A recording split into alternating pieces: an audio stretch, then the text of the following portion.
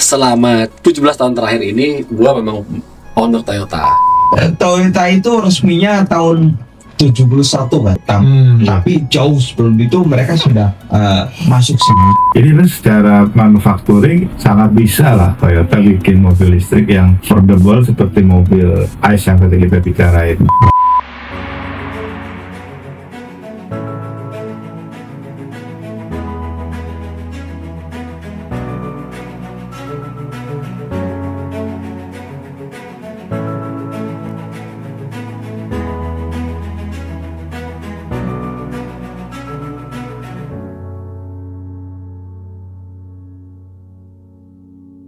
Assalamualaikum warahmatullahi wabarakatuh.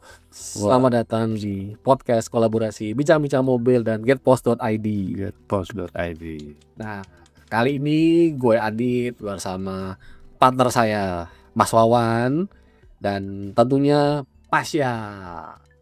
Ini kita adalah podcast ke 2000. 3000. Nah, kali ini nih kita mau bahas apa nih Pasya? Jadi hari ini kita mau membahas 54 tahun Toyota di Indonesia dan kenapa bisa umurnya sepanjang itu. Nah, sebelumnya kita disclaimer dulu nih, kenapa kita bertiga ngomong? Karena kita bertiga sudah berpengalaman meliput Toyota selama 20 tahun lebih. Nah, Ketahuan deh. ketahuan nih umurnya berapa jangan ditanya. Nah, dan kebetulan kalau gue sendiri memang gue selama 17 tahun terakhir ini gue memang owner Toyota. Nah, kita mau share nih, dulu juga Mas Wawan malah cerita kemarin kita sebelum ini kita syuting pas zaman pacaran ke Toyota kan. Nah, Iya. ya, jadi kita bertiga kita akan share nih soal Toyota di Indonesia, dan satu hal adalah kenapa mobil ini di Indonesia begitu laris. Betul. Kita lihat nih, dulu zamannya mobil Korea datang nggak goyang juga. Nggak goyang. Sekarang mobil Cina datang nggak goyang juga. Masih nomor Nomor satu. satu. Bahkan kalau kita lihat top 10 wholesale di Indonesia sebagian besar adalah produk Toyota. Produk Toyota, betul. Nah, dari sini kita akan cerita nih bagaimana Toyota, kenapa Toyota itu bisa benar-benar diterima oleh perusahaan Indonesia, dan based pengalaman kita bertiga, dan kebetulan kita bertiga pernah bikin buku tentang Toyota. Kalau gue 30 tahun Toyota dan 40 tahun TAM. Iya. Mas Wawan pernah bikin buku apa? 40 tahun Toyota. Nah, Iya. Oke, bukunya ada. Bersama Pasya? Kalau ada Sweet 17 Avanza. Nah, ini dia. Ada anak ini tadi kita tampilin digambarin. Oke, yuk kita mulai dulu dari pengalaman cerita masing-masing nih. Ngomong dulu nih, mungkin Mas Wawan ya kalian. Ya, kawan dulu lah. Iya, boleh. Ini dimulai dari apa sejarahnya? Pengalaman dulu Toyota bagaimana? Oke. Yang berkesan apa yang berkesan kan? Ini sama tahun ini pas lihatnya. Oke, kalau secara pribadi ya itu tadi yang Adit cerita gitu kan. Kalau dulu masa pacaran itu pakai Kijang, yaitu Kijang Komando ya. Tahun 86 itu punya sepupu saya. Oke, baret Iya. nggak? Oh, sampai karatan bro.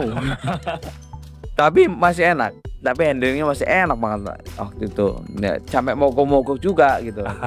Pengalamannya. Dah, mantan pacar sekarang sudah Sudah bukan besar ya. Aduh. Jadi gitu. Nah, dari kan dulu arti kan selama dulu kebetulan nih Wawan ini di sebuah media mainstream yang Iya. terkenal sangat kritis dengan pemerintah sampai sekarang, nggak sebut namanya kali ya. Nah, mungkin dari pengalaman Wawan selama liput Toyota gitu, mungkin bisa nge-share ya based on pengalaman bikin buku. Kenapa ya? Apa sih yang bikin Toyota itu begitu laris di Indonesia? Nah, apapun modelnya, terutama yang harga murah ya. Kalau mahal beda case nih. Oke, saya bisa cerita dari tahun 60-an kali ya. Jadi berdasarkan nulis buku. Kenapa kita lebih ngomong biasanya kita tua aja ya. Toyota itu resminya tahun 71 kan. Tapi jauh sebelum itu mereka sudah masuk sini. Dan penjualannya luar biasa. 4.000-an unit pada masa itu. Jadi di buku ini juga saya pernah ketemu narasumber itu sekitar 58 orang, termasuk 2 orang dari sejarah yang menjadi saksi pendirian Toyota asal motor, bisnis founder sama Pak Handi AA. Kemudian saya ketemu juga dengan salah satu teknisi pertama. Nah, itu Hayakawa. Itu dia cerita tuh. Dia cerita bagaimana FJ pertama kali Pulsar. Nah, kemudian masuk Indonesia sampai ke daerah ke Banyuwangi segala macam. Karena solarnya itu kualitasnya jelek. Jadi dia mati-matian tuh mogok mobilnya segala macam tuh, entah gimana caranya dia hidup lagi. Dia salah satu teknisi yang pertama. Kemudian Kijang. Pasti kalau Kijang itu nggak bisa otak seperti Kijang. Nah, saya punya cerita. Kijang itu dari sebelum diluncurkan.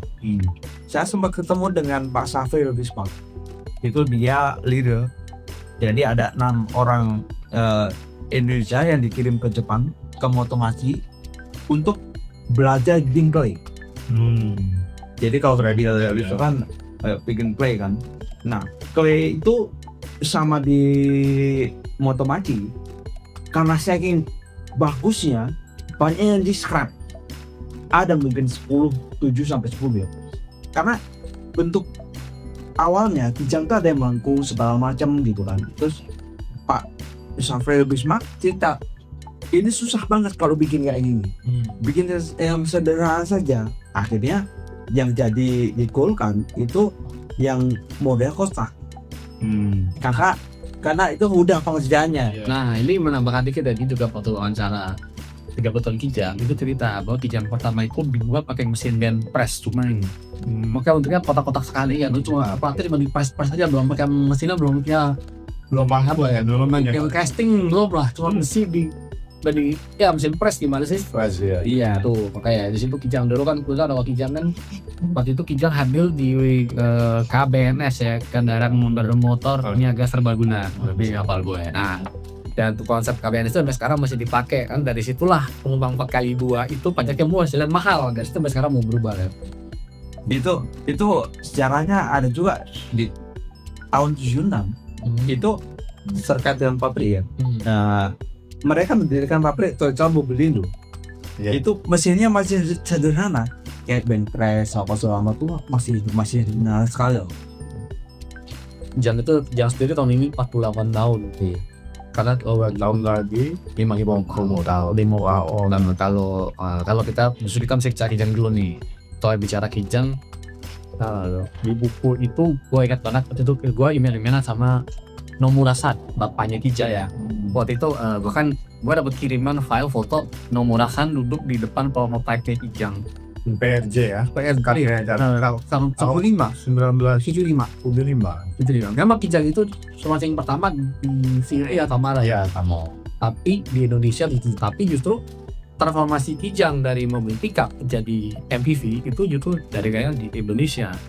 Dari Super Kijang Komando tadi, nah, sampai ada Kijang Innova, Innova Ribbon, sampai akhir sekarang Hybrid. Oke, sekarang masih masa lalu nih, kita serang balik ke Avanza. Pasnya Enggak ada nanya Avanza. masternya Avanza. Iya, jadi kebetulan 4 tahun lalu gue bikin Speed 17 Avanza ya.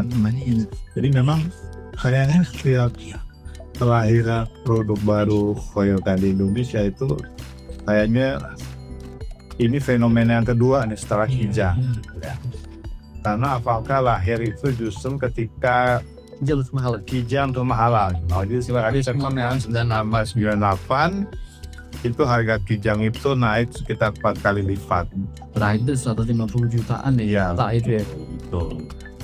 Nah, jadi Kijang tim Toyota pada saat itu berpikir keras nih gimana supaya market Kijang ini yang notabene masih menengah gitu kan, segmen menengah, itu ketika harga Kijang naik 4 kali lipat itu masih bisa terjaga gitu. Akhirnya mereka diskusi dengan prinsipal di Jepang, akhirnya keluarlah yang namanya Toyota Avanza.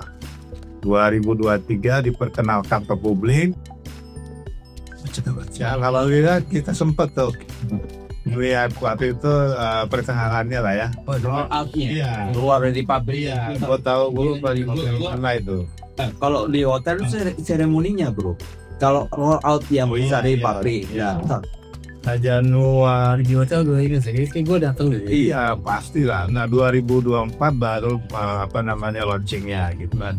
Launchingnya dan headsetnya pada saat itu berdasarkan teman-teman, kebetulan gue juga aktif di komunitas mobil Avanza ini, itu fenomenal banget gitu karena mengena dengan income atau daya beli pada saat itu.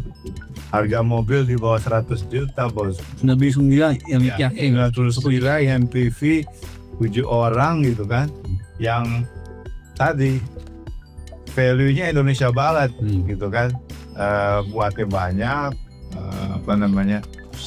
terjangkau gitu kan, spare part-nya orang udah tahu lah. Kalau melihat Kijang kan di mana-mana bengkelnya, spare part-nya mudah gitu. Jadi kayaknya ini mobil fenomenal Toyota yang kedua di Indonesia setelah Kijang ya Avanza. Makanya sampai muncul mobil sejuta umat. Ya sampai sekarang pun mobil ini dari model sekarang udah generasi ketiga kan. Dari generasi pertama sampai generasi ketiga mobil ini masih rajanya di low MPV Indonesia. Ya, bahkan dulu kalau beli Avanza harganya 98 juta. Iya, dijual lebih mahal. Nah, maka ini udah 9 Iya. Waktu awal-awal dulu. Iya banget. Iya, ada teman gue di komunitas tuh, saking dia apa istilahnya inden terlalu lama, akhirnya dia beli second, walaupun lebih mahal karena pada saat itu ibaratnya apa ya, hype banget gitu. Betul. Kayak orang tuh FOMO lah istilah sekarang kan, FOMO. Kalau nggak punya Avanza bukan Indonesia aja. Tapi ya dari kita bisa lihat dari proses pengembangannya Kijang, Avanza dan gue ngeliat ada satu benang merah yang nomor gitu. Bahkan terserah nih gue dibilang bahasa PR, tadi produk ini memang benar-benar sesuai dengan kebutuhan karakteristik orang Indonesia. Betul. Kan orang Indonesia punya, terutama yang di Pulau Jawa punya dulu yang omongan kan, makan orang malas yang penting ngumpul. Iya. Jadi makanya harus seven seater itu wajib seven seater. Lalu orang Indonesia itu peduli soal pengeluaran. Iya. Jadi battery harus hemat. Betul. Operasionalnya harus murah. Maintenance-nya pun murah. Dan ternyata itu harus diakui memang maintenance itu luar biasa murah. Dan yang kedua kalau sudah dan bisa dibutuhkan di mana aja. Sebab ada yang bilang abang kamu pinggir jalan pun bisa dari Toyota. Ya, kalau kita Jalan mau bank sama baut. Nah, itu. Nah, dan kalau kita ingat nih setelah Avanza dan namanya harga barang inflasi lah kira-kira begitu Avanza terlalu mahal keluar apa? Karena dia segera sampai sekarang masih lakunya bulan-bulan. Nah gue inget tuh, gue lupa gue pernah wawancara siapa, Rizal ya. Nah dia ini termasuk tim yang tadi yang survei pasar, meriset pasar kebutuhan low MPV pada masa itu. Jadi saya ingat gue tuh dia cerita bagaimana dia survei ke mall-mall tuh itu nanya kan Anda butuh mobil seperti apa? Iya. 7-seater kah, 5-seater kah, MPV Profiling itu gue asli dia. Terus setelah itu apa? Dia naik angkot bos. Dia naik angkot, dia menghitung legroom, space antar penumpang gitu. Sebagai space yang ideal berapa, yang buat orang nyaman apa. Terus mereka juga survei ke perumahan-perumahan di Indonesia, mereka mengukur itu carport. Iya, betul. Supaya mobil itu fit masuk gitu. Iya. Masuk. Satu lagi, mensurvei kondangan. Iya. Pakai kebaya. Ibu-ibu pasti ada cerita-cerita itu kita paham banget. Jadi value itulah yang membuat produk Toyota eksis dan tetap bertumbuh dan berkembang ke sekarang kan. Itu ada cerita juga dari Kijang kotak ya. Dan Kijang kotak itu kan pakai bak, Ya, basicnya kan bak. ya, pick up ya. Iya. Hayakawa pernah mensurvei bukan mensurvei. Jadi di daerah mobil itu kan dipakai buat angkutan, dikasih asli. Iya, betul Iya kan? betul. Rupanya ada semacam patah itu antara asap depan dan belakang, nggak bisa nyambung. Nah, dia mempelajari khusus mengenai bagaimana menyambung bagian depan dan belakang supaya lebih kuat. Dan itu dikirim ke Jepang, bro. Itu kijang kotak, kijang buaya Di sampel ya. di Sianto. Dia pelajari itu development. Jadi menarik nih bicara soal Toyota dalam mengantisipasi masa depan itu kan, Pak. Misalnya begini, mereka mendirikan pabrik itu berpikirnya masa depan, ke depan. Bagaimana dia mengatur kebijakan, kemudian menerka kebutuhan kebijakan soal seperti kijang. Waktu pendirian pabrik ini, dia sudah mulai mempelajari bagaimana kebijakan di masa depan. Misalnya TKDN, Iya kan? KDN. Nah, mereka mau siapkan tuh TKDN-nya, termasuk supplier, termasuk potong T1, T2 gitu. Nah, semacam itu. Nah, jadi ya kalau kita bicara tadi kita rekap nih poin pertama nih. Kenapa Toyota ini begitu di Indonesia? Karena satu, bisa menghadirkan produk yang sesuai dengan karakteristik pasar Indonesia. Pasar maunya segini, ya udah saya kasihkan segini. Itulah mengapa sampai sekarang yang katanya di tahun 2025 semua seperti apa ya produknya tetap ada di karakter Panas, Toyota, Avanza, Calya. Itu semua masih dicari konsumen sebelum ya Reborn bahkan masih tetap dicari sampai sekarang karena memang karakteristik mobil yang bandel, bensin irit, mudah dipiara, ya itu cari sama Indonesia. Nah, sekarang kita masuk ke poin kedua, soal apa tuh bandel. Nah, gue mau share dulu nih. Gue pernah pakai Toyota Avanza tahun 2009. 2008, selama 9 tahun baru dijual 2017. Itu mobil itu praktis, bener-bener yang mohon maaf nih, gue orangnya cuek. Karena gue pernah sampai lupa kan, sampai 25 kilo lupa, pernah lupa dan cuek jalan-jalan. Dan sebenarnya begitu nggak pernah apa-apa. Satu-satunya kerusakan besar cuma ganti kipasnya. 9 tahun dengan odometer 200.000. Waduh. Isi oli aja jangan tuh ya. Aku lagi tuh jatuh. Masih laku bos, tadi 200.000. Masih laku bos. Masih laku. Laku dengan cepat, orang datang nggak pakai mikir. Iya, di situ tuh liquid sekali. Kalau soal harga jual tergantung kondisi lah ya, so-so dan tapi bagus buat mobil yang solid seperti itu. Woi, paham banget deh. Wah, benar-benar peran. Itu tangguh. Nah, mungkin Pasha nih yang tergabung di komoditi mungkin ada share soal konsumen Toyota. Iya, Untuk Richard cerita ada gimana konsumen loyal ya bangsa. ya jadi mengutip satu orang aja nih, ada namanya Om Vicky dari komunitas Toyota Avanza Bekasi. Nah, dia ini mengoleksi Toyota Avanza generasi pertama 1.3G di 2024. Nah, sampai sekarang ibaratnya mobil itu masih disukai gitu ya. Ya walaupun memang orang bilang ini old school gitu ya. Tapi yang menarik dari Om Vicky ini, dia justru menilai Toyota Avanza old ini justru makin menarik, makin kesini makin menarik dilihat. Selain tadi perawatannya mudah, spare partnya gampang, dan yang dia suka apa? Mudah dimodif. Kebutuhan mau pakai model rally kah, mau pakai model alto kah, mau pakai katakanlah static modif gitu, itu masuk semua. Jadi teman-teman di komunitas ini salah satu pertimbangan memilih Avanza ya selain tadi bandel, spare part yang mudah, itu dimodifikasinya gampang. Iya, ya itu di spare part tuh memang penting ya, karena kalau nggak jalan-jalan tiap pelosok, kemarin waktu gue nganter anak gue ke sekolah di Depok, terus di depannya ada toko spare part, ya yang jualnya spare part apa?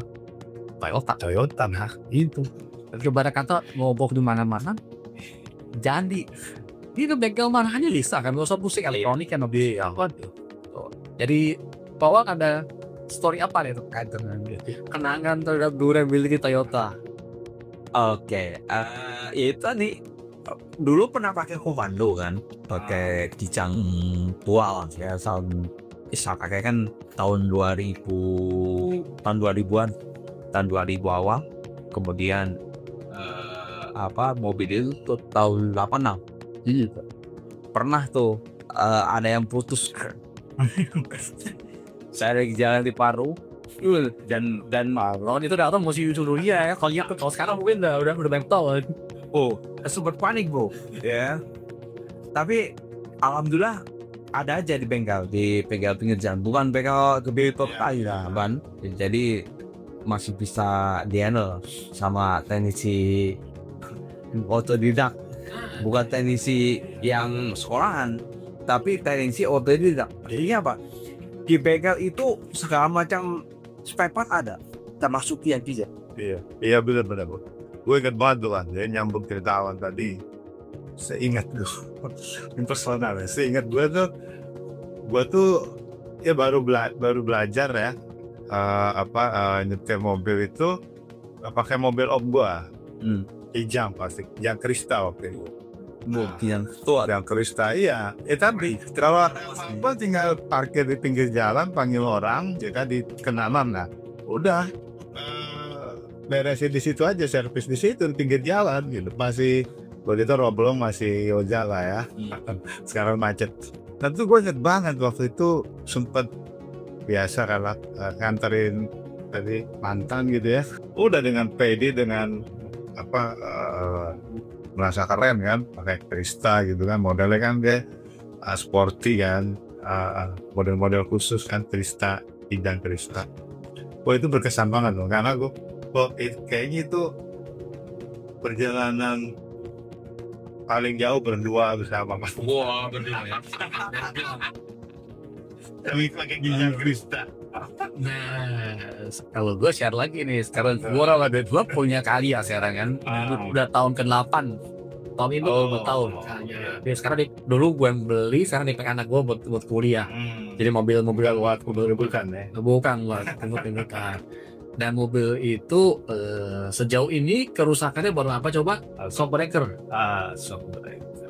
Kemarin dicek remnya masih bagus, semua masih bagus. Ya kilometer 80.000 lah. Karena sempat Pantau. COVID ya, setahun berjalan 300, soalnya dia kemana-mana. Kalau misalnya nggak sebaik si Avanza dulu, tapi 8 tahun dan masih badak banget mobil itu. Dan kita lihat kan Calya itu kan di mana-mana juga banyak banget dan jujur ya, kalau orang entry level budget terbatas, mobil baru yaitu mobil bagasional kan. Betul. Makanya dia jadi salah satu mobil Solaris kan.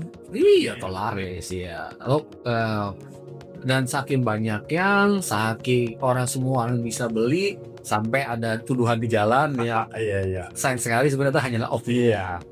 Kita pernah bahas tadi sang plaket yang itu. Dan susahnya kalau lagi parkir deh, boleh sama semua. Mana ya? Lupa foto. Iya. Harus ada plat nomor. Iya, lupa plat nomor lagi. Itu jadi mobil sejuta umat kedua. Iya. Unik kah? Tuh Satu kitchen. Kijang, Avanza kemudian bener. Iya. Kita nggak tahu ke depannya Toyota mau buat seperti apa lagi. Mari tunggu ada Wincar lagi apa enggak gitu ya. Wincar atau sendiri kita nggak tahu, karena Calya ini kan sekarang sudah tahun ke-9. Iya, 2016. 9 lulusnya biar siklusnya 10 tahun. Iya. Berarti deket-deket lagi nih. Ada all new kali ya. Menarik banget. Sudah waktunya. Nah, dari sisi ini ada cerita lagi kan nih, dari sisi reliability dan durability. Ya kalau dari teman-teman di komunitas Toyota Avanza sih, ya kok kemarin sempat riset kecil-kecilan lah, tanya lah. Ya intinya nggak perlu khawatir emang memiliki mobil Toyota gitu. Karena selain bengkel resmi ya, bengkel umum itu tadi yang lu bilang bisa menerima gitu apapun keluhan masalah gitu ya. Ya biar gua nggak sangka bohong nih ya. Ini ada beberapa teman komunitas kasih tahu nih Om, bengkelnya namanya Singit Speed. Singit. Nah ini andalan teman-teman komunitas nih. Daerah mana? Kalau drag race, nah biasanya dibawa ke sini dulu. Jadi jangan salah, Avanza itu pernah juara drag race. Lawannya apa? Lawannya mobil-mobil yang masa sih ngalahin ini gitu. Gue nggak bisa jemput lah. Tapi menang. Nah kuncinya di sini nih, Singit Speed. Jadi teman-teman komunitas ini kalau mau dia punya hobi motorsport gitu ya, kalau mau ikut drag race biasanya dibawa ke sini dulu. Ada lah style-styleannya dirubah sama dia, diganti apa. Tapi dia juga bisa servis berkala juga. Atau kalau mau mudik misalnya ke sini. Ada juga misalnya gua bengkel Ado Motor di Jakarta Barat. Ada juga Alekon Racing Motor.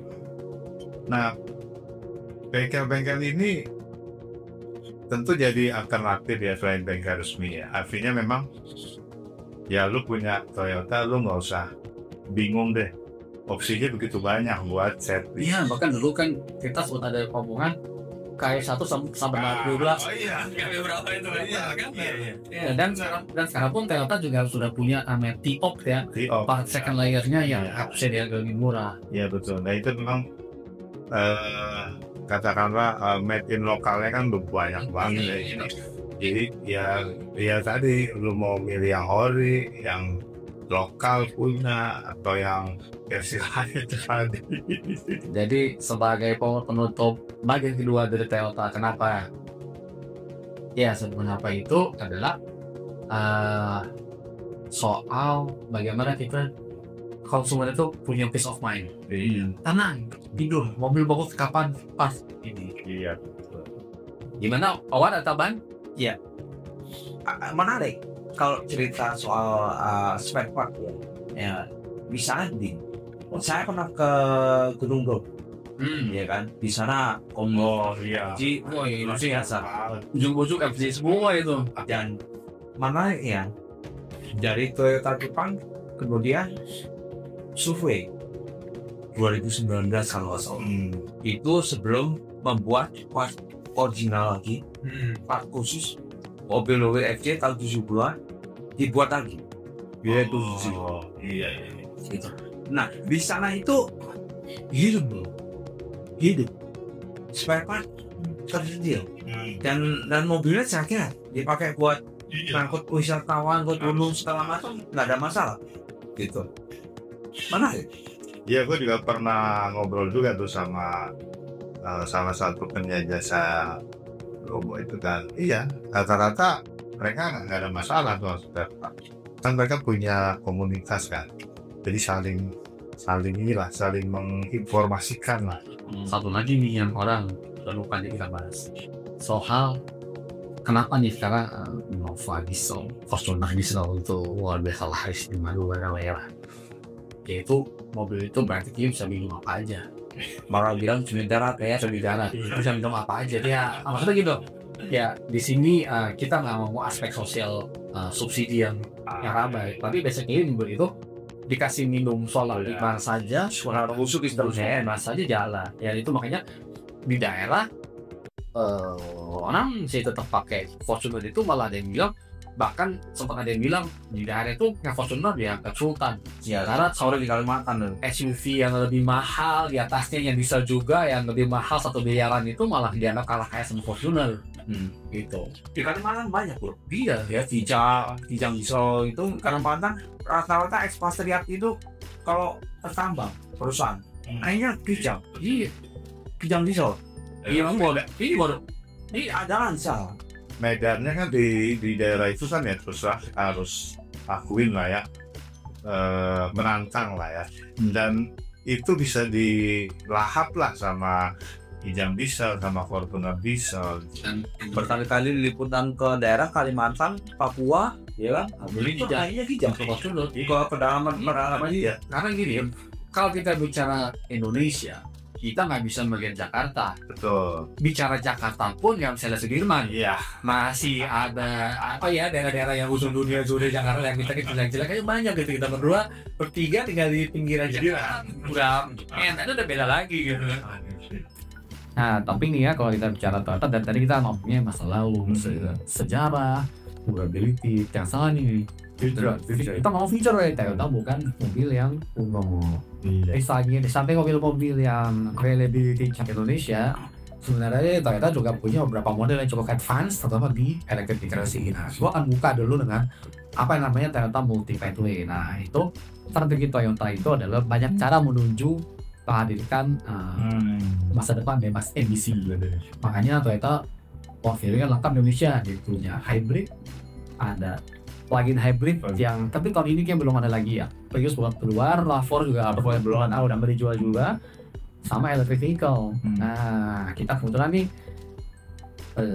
gue lupa lu ikut apa enggak ya. Yang pasti tahun 2003 gue sama Wawan ini satu mobil di Yaris Cross Hybrid pas launching. Dan mobil itu memang kalau subsidi BBM-nya sempat irit, kita irit banget ya. Bahkan ada yang beberapa tes tembus 1000 kilo ya di satu full tank. Tentu dengan kondisi pengendaraan tertentu ya, karena kita nggak bisa di discount. Makanya kalau udah 1000 kilo ada bilang enggak gue jual 800 ya, macam-macam kekeluaran dan varian banyak macam. Tapi ya sering juga tuh tadi naik promo. Kita irit tuh, irit dong itu. Jalannya nggak yang enteng juga, jalannya penuh dengan tanjakan, turunan. Nah, gimana ya sambil lulus kita mana nggak sih bulu pak luar apa enggak? Bunyi belu. Tapi kayaknya pernah deh. Ya pasti beranak sih, cuma Yang naik sepeda dia Romo bukan? iya sebenarnya promo. Iya. Katanya sama. Iya. Oke, wah iya itu di promonya Yaris Cross. Jadi ternyata sekarang punya hybrid ya, ada dan paling murah Yaris Cross, Innova Zenith, atasnya lagi Alfa Cross, kemarin bro habis kalau tuh kos tuh ke Bandung. Gimana dulu? Ya irit sih memang. Beberapa hybrid ini memang sudah tembus 1000 kilo ya, jadi apalagi yang keluaran terkini ya, karena belakangan ini kan hybrid makin lama makin naik isian mesinnya, baterai juga makin efisien, sehingga body video makin panjang. Nah, dan enaknya hybrid itu kan yang full hybrid itu ada mode EV meskipun pendek. Plug-in hybrid lebih enak lagi. Iya betul. Sempat gue pernah nulis tuh soal yang baru launching kemarin kan, Elektro kan. Nah, itu juga range-nya itu lebih dari 1300-an itu. Model EV ini juga meningkat pengeluaran di atas 100 ya, Pas plug-in hybrid ya. Gue tahun 2019 lupa pernah road trip ke Solo. Pas lebaran pakai CHR hybrid. Nah, Itu mesin 1800 cc hybrid full tank. Ya. Itu ke Solo masih setengah. Jadi kalau bolak-balik full tank Jakarta Solo Jakarta masih bisa. Ya kan? Nah, mobil itu kan macet lagi, itu macet kondisi macet. Jadi teknologi hybridnya itu kan di sini hybrid motor, kemudian dan mesin. Nah, motor meringankan kinerja mesin, gitu. Jadi nggak kayak mesin konvensional biasa yang berat nih kerjanya, makanya dia normal. Dan kalau macet, ya nyala kan elektriknya. Iya. Bahkan Zenith aja, Innova Zenith hybrid aja kan dalam kota 117 orang bilang. 17. Itu mobil sebesar gitu tuh luar biasa sih. Bayangkan lebaran banget macet kali macam di Pantura di jalan tol itu berapa tuh maksudnya. Jalannya rencanaannya kayak pasti dia stop and go ya, stop and go, kemudian paling 5 km 5 jam macam tuh. Menarik juga ini kita road trip ya, kayak hybrid. Iya kayak hybrid. Oh iya, Indo ya dari kemarin lewat jalan tol baru tuh. Nanti kita jalan di Jogja. Itu kayak sering di Indonesia tuh. Solo Vaten ya. Iya. Nah, dan selain hybrid ya, selain plug-in hybrid, kalau plug-in hybrid itu gue pernah menghabiskan sama RAV4 lah satu weekend hybrid dia. Kalau plug-in hybrid kan istimewanya apa? Mode EV-nya jauh ya, yang tua baru sih masanya lebih besar. Jadi jadi memang hybrid jarak jauh lah kalau pernah tulis di jam mobil itu. Jadi memang kalau kita nih kalau plug-in hybrid kita cuma sehari 30 kilo. Bisa dibilang tuh mesin nggak perlu nyala. Iya. Kalau basah aja di malam colok. Nah, paling seminggu sekali lah perlu nyalain lah. Bahkan ada yang bilang ya nanti kan di bengkel dicek lagi kan mesin segala macam. Itu plug-in hybrid. Memang sistem ini memang agak sedikit lebih kompleks lah daripada hybrid biasa, tapi kembali ke kebutuhannya. Cuman ya kalau di Indonesia nih sayangnya plug-in hybrid nggak dapat plat biru. Iya. Padahal harus kalau menurut gue sih terutama plug-in hybrid setelah yang bisa di-charge itu sih sebaiknya bisa dong. Soal pajak relatif tapi paling nggak bisa pakai charge sama. Iya, fasilitas insentif plat biru harusnya anak kita puas seperti orang puas karena hanya di ini aja. Katakanlah dia ya 90% udah EV kan, EV ya. EV makanya lebih lagi dia. Kalau memang tujuannya buat bebas emisi ya. Nah, seperti selain mereka berarti udah pernah bawa kereta listrik belum? Elektrik. Pernah. Nah, boleh dong biar for Fisher. Betul. Bisa gua pernah nyoba itu tahun 2024. Gua pakai buat Golf. Oke. Jadi tongkrongannya boleh. Jadi Iya. apa itu? Tato ya. Dan dipakai buat main golf udah sesuai banget gitu kan. Ya, mobil itu enak pada saat itu. Cuma karena volumenya sedikit ya. Iya. Bisa. Volumenya sedikit. Karena memang masih sedikit bayar harganya masih mahal. Dan gue ingat gue pernah nyoba waktu itu ya, di era BSD itu kita coba fitur self parking gitu lah. Nah itu katakanlah bisa dibilang pada saat itu kan menonjol lah gitu ya. Maksudnya model mobil listrik yang punya fitur self parking sendiri. Kita sempat coba tuh dan waktu itu gue sempat jadi talent salah satu media online tuh. Feel how itu ya karena fitur itu kalau zaman sekarang ya bangka gitu. Sekarang tuh mesin arahan sih Banyak maka karena kan mobil Eropa yang harganya sekali. Iya. Ya, kalau gue beberapa minggu lalu baru mencoba Forest akhirnya. Oh iya. Berapa kali gue bawa itu lah. Ya emang enak banget sih ambil itu sih ya. Cuman memang bicara mobil listrik nih kan katanya nih Toyota mau bawa satu BEV di apa yuk kita untuk makan yuk sini. Kalau gue sih antara 3 untuk makan gue Urban, antara BZ ya antara BZ yang baru Netflix kan BZ atau 3X masalah ya. 4X yang baru BZ doang itu yang juga harusnya Iya bicara. iya 3X. Dan kayaknya itu menarik gitu. Maksudnya selain compact gitu ya, lebih compact, lebih minimalis, harganya juga kayaknya kalau benar-benar menarik lagi, katakanlah menggemparkan gitu kan. Di segmen EV yang ya kita tahu lah didominasi oleh negara tertentu. Kalau benar-benar Toyota mau full BZ 3X tuh potensial bu. Iya. Itu dan Urban Cruiser juga Urban Cruiser ya bisa juga.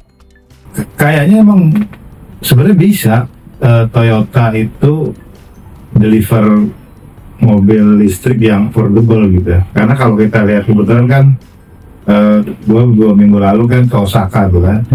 Itu mobil ya mayoritas kan mobil kecil di sana gitu di Osaka gitu kan. Jadi kan secara manufacturing sangat bisa lah Toyota bikin mobil listrik yang affordable seperti mobil ICE yang tadi kita bicarain banyak kan. Jadi time to attack kali ya. Sebenarnya kembali lagi gini ya, karena kembali lihat ke awalnya Toyota gitu kan gimana Toyota selalu ingin menyesuaikan sudah maksimal. Jadi kalau menurut Toyota yang gue pahami setiap wilayah itu membutuhkan pendekatan yang berbeda. Mungkin ada negara yang bahan bakarnya Iya. etanol, bukan pakai etanol. Ya hidrogennya kuat kita sebut karena bicara fuel cell. Satu lagi nih untuk baterai dari hidrogen fuel cell. Ternyata termasuk pabrikan yang cukup oh Modalnya Mirai ya. Mirai dan cukup ada kalau di Jepang ada Crown fuel cell. Nah Mirai dan gua pernah waktu ke Tokyo Motor Show 2015 itu gue cobain Mirai yang dia sih pertama. Ya kalau rasa sih seperti EV biasa lah karena dia motor listrik kan cuma bedanya beda satu misinya hidrogen, kedua dari knalpotnya keluar air, tes air dan akhirnya bisa diminum meskipun gua nggak mau nyoba juga sih minum itu kamu tahu keracunan apa Dia ada tangki ya. ya hidrogen bisa diisi. Nah kemarin hidrogen itu memang masih butuh challenge dan butuh dukungan dari pemerintah karena ngisi hidrogen dan kita tahu hidrogen ini Indonesia yang kita tahu baru satu kan dua PLN punya sama Toyota sendiri kan. Ya, resources kan sebenarnya katanya banyak.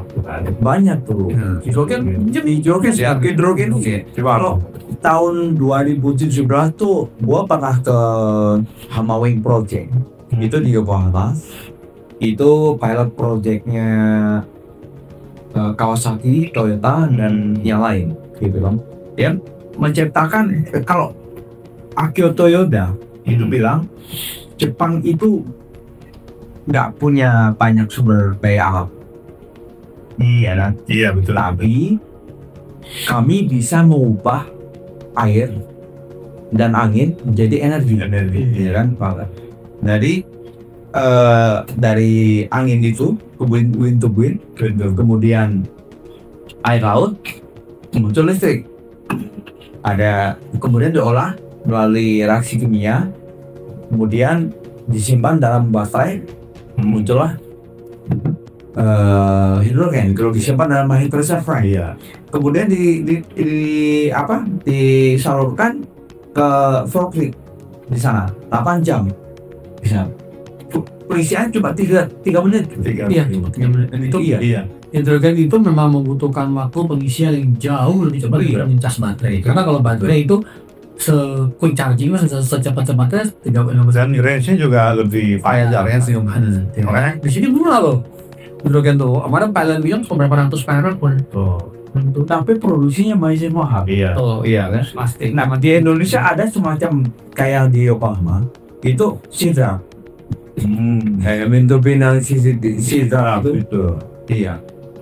Nah tapi kemarin waktu sempet di IMS sama dia ada merek baru gua nyoba tapi sayangnya nggak boleh nyeting cuma boleh ya kan hidrogen ini bisa dibilang teknologi masa depan kan yang benar-benar ramah lingkungan.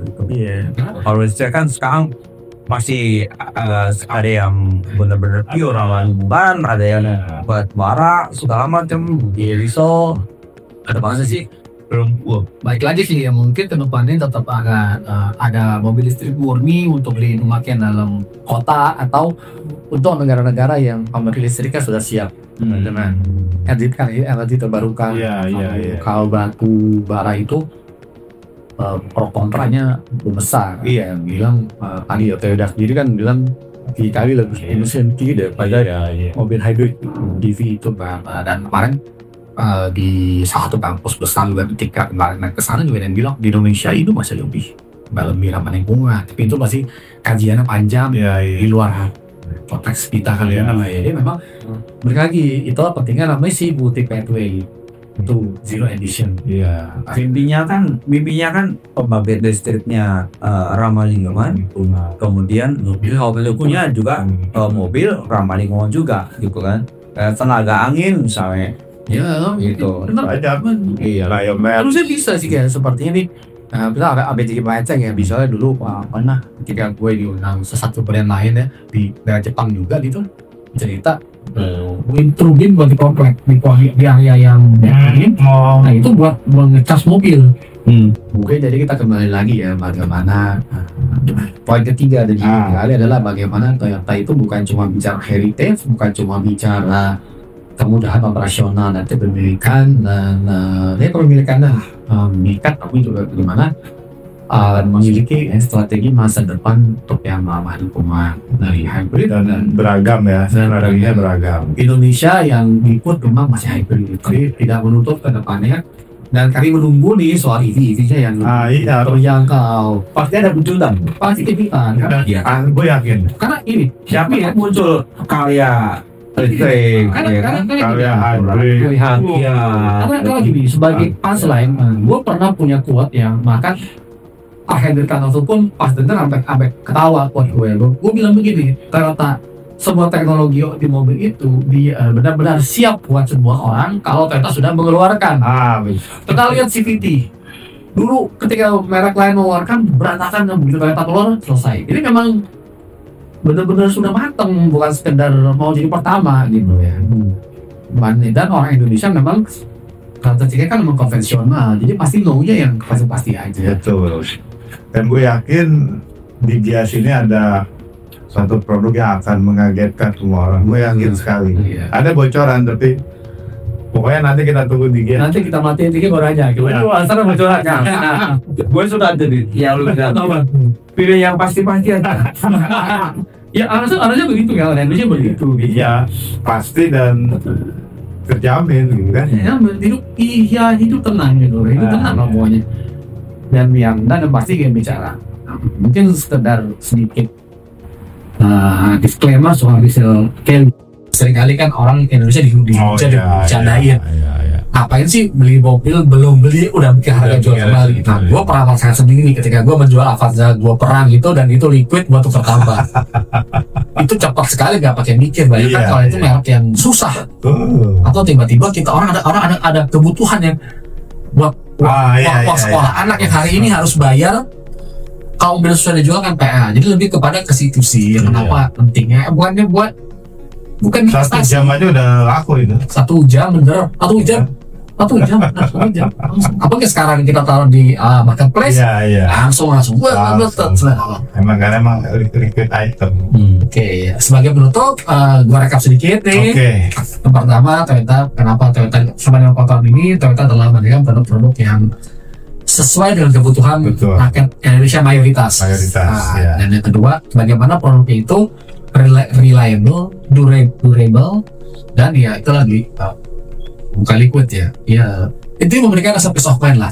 Peace of mind penting. Makanya tenang. Mau jual juga tenang. Bengkel di mana-mana. Dan yang terakhir adalah bagaimana kalau kita bicara kekinian, bagaimana sudah sesuai dengan tren saat ini elektrifikasi dan tetap update. Disesuaikan dengan kebutuhan masyarakat Indonesia. Ada closing remarks dari Wawan dan Tasya sebelum ditutup. Ya kalau gue sih tadi ya, 54 tahun di Indonesia itu adalah bukti bahwa brand ini punya value yang sangat penting bagi Adit bilang mayoritas konsumen Indonesia. Jadi ini kita udah nggak perlu ngomong banyak. Ini adalah bukti bahwa brand ini tetap eksis 54 tahun di Indonesia. Itu udah proven banget. Silakan Bang. Ya, kalau gua memandang Toyota sebagai brand yang leader. Jadi tidak hanya dari sisi sales, tapi juga dari sisi produk, pemikiran dan pasti outputnya ke karya kan, ke produk. Jadi untuk yang akan datang tuh yang seperti Adit yang sampaikan tadi, yang pasti aja. Pasangan situ ya. Pasti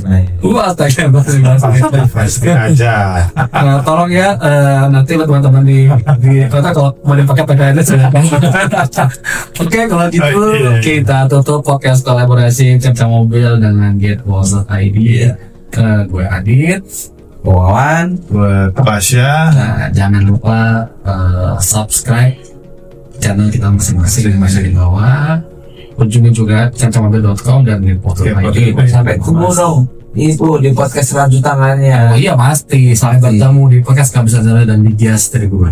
Sampai jumpa. Sampai jumpa.